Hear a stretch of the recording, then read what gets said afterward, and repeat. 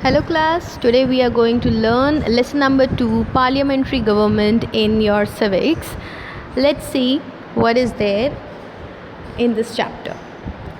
You all know that India is a vast country, and so it adopted a system of administration that recognized its diversity. In our country, a government exists at the central level as well as at the level of states. The Government of India functions according to the provisions of the Constitution, which has divided powers between the central and the state government. You all know that we have a constitution, and according to that, our laws and rules regulated or established. So, here we have two types of government. The democratic government can be of two types according to the relation between the executive and legislature. The first is parliamentary and the second one is presidential. In our country, what type of government is prevailing? In our country, the parliamentary government is prevailed. So here let's get to know what is a parliamentary government. In a parliamentary form of government, the Prime Minister is the real head of the government. He is the leader of the majority party in the parliament and uses his discretion in choosing his ministers to form his councils of ministers. This type of government is directly elected by the people and remains in power till it enjoys the confidence of the people, or in other words, the support of the majority in the parliament. Whereas, in a presidential form of government, the president is the real head. He is directly elected by the people and is not responsible to the legislature as in parliamentary form of government. Okay, now the next topic is why we chose parliamentary democracy. You know what, student, this kind of government is better suited for India because of its following merits. Let's see what are they. This kind of government was flexible, it ensures efficiency, it is responsive to public opinion, it is responsible government as it is accountable to the legislature. So the next topic here is the parliament. We have opted for a representative democracy because our country is vast in size and our population has exceeded more than 1 billion people. So student, it is very important to listen to the general public, otherwise the whole public will create revolts and will go against the leaders. So it is very important to have a parliamentary democracy or the government. As you know that we are on the number 2 in the case of population, so it is not possible for all the people to meet at a particular place to discuss issues and take decisions. So we elect our representatives who form the government on our behalf. Our parliament at the central level consists of two houses, that is Lok Sabha and Rajya Sabha. Okay, you know about it. Lok Sabha is the lower house of the parliament and the Rajya Sabha is the upper house of the parliament. In this, it has a maximum of 550 members, out of which 530 are elected from different states of India and remaining 20 are elected from union territories. Moreover, the president has the power to nominate 2 members from Anglo-Indian community as well. India is divided into 543 constituency for the purpose of elections. One representative is elected from each constituency, and he should be 25 years of age. Then let's talk about the Rajya Sabha. This house represents the interest of different states at the national level. It comprises 250 members, out of which 238 are elected from different states and remaining 12 are nominated by the president, who are eminent personalities from different walks of life like arts, music, sports, literature, etc. And the minimum age to contest for the Rajya Sabha is 30 years. Members are elected for a term of 6 years, whereas in Lok Sabha the members are elected for only 5 years. So here one speaker is also there, who is the Vice President of India. He is the chairman of the Rajya Sabha as well as the ex officio chairman also. Then we have powers and functions of parliament. You know what? Parliament is a big house where the bills are passed. It is a supreme law-making body in India. A proposal for a law is called a bill. A bill becomes a law only when it is passed through a proper procedure.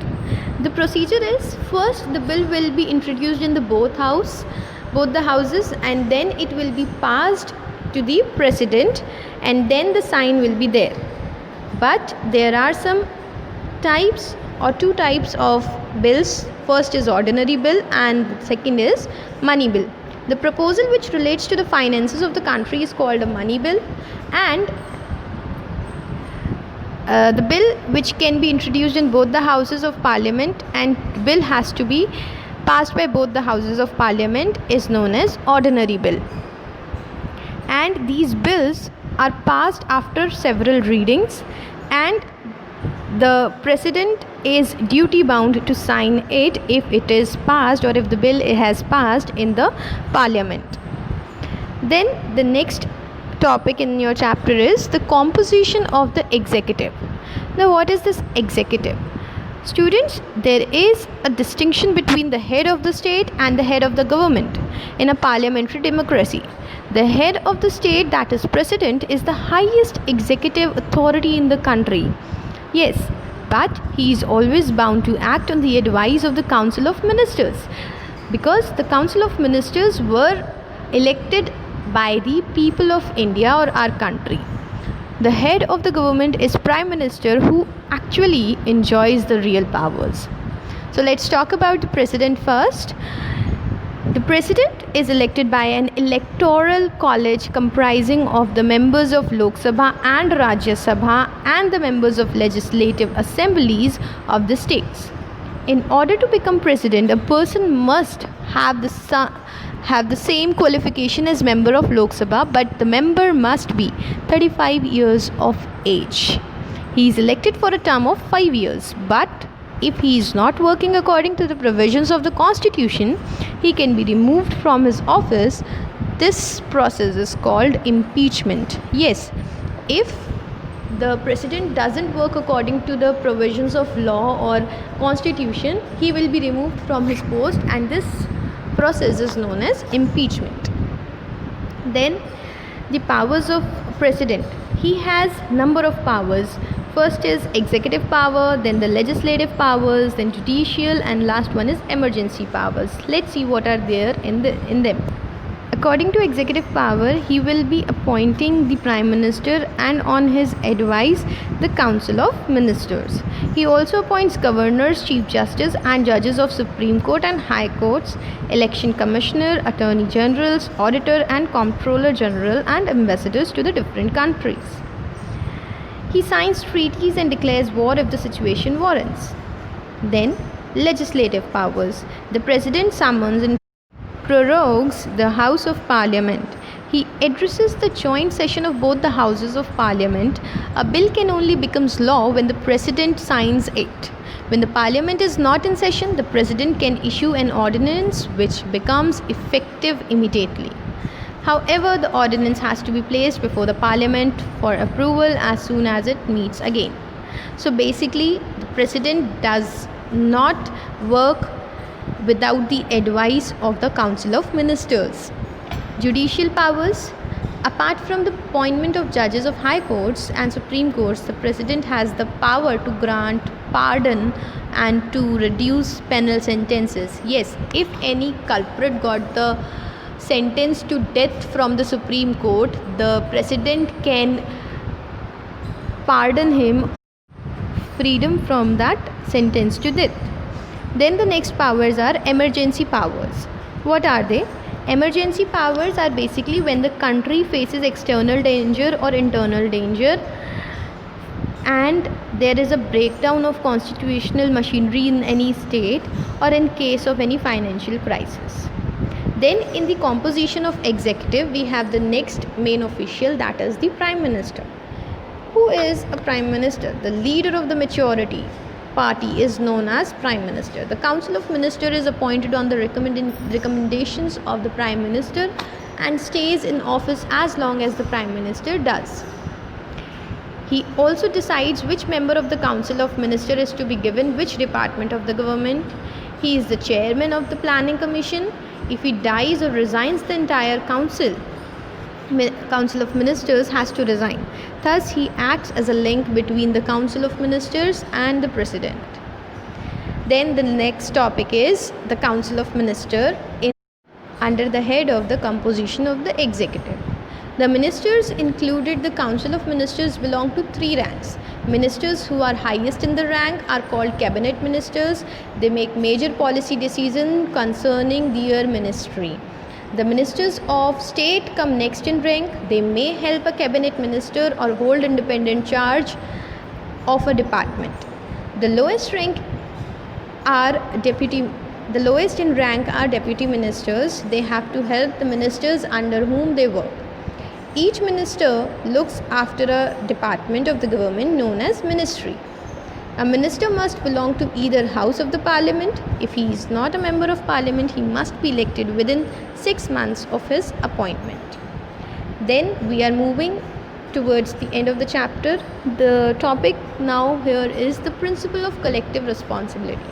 Students, I'll be speaking in brief that if any member of the Council of Ministers commits any mistake, then no confidence motion is passed in the parliament against the government, and by this the whole Council of Ministers had to resign, and that minister is responsible for the breakdown of the whole majority party and the fresh elections announced at the same time. So this is known as the principle of collective responsibility. Okay student, the last topic here is why a parliamentary form of government. We have already discussed that a distinction is drawn between a head of the state and a head of the government in a parliamentary democracy. The head of the state is nominal and has powers only in name. He performs only ceremonial functions, and that too on the advice of Council of Ministers. The head of the government, that is Prime Minister, exercises the real power. Like you can see that who is the real hero of our country, that is our Prime Minister Mr. Narendra Modi right now. He has to maintain a majority in the House, either singly or in the combination with other political parties. The government is responsible and accountable to the people in parliamentary form of government, which is not a case in presidential form of government.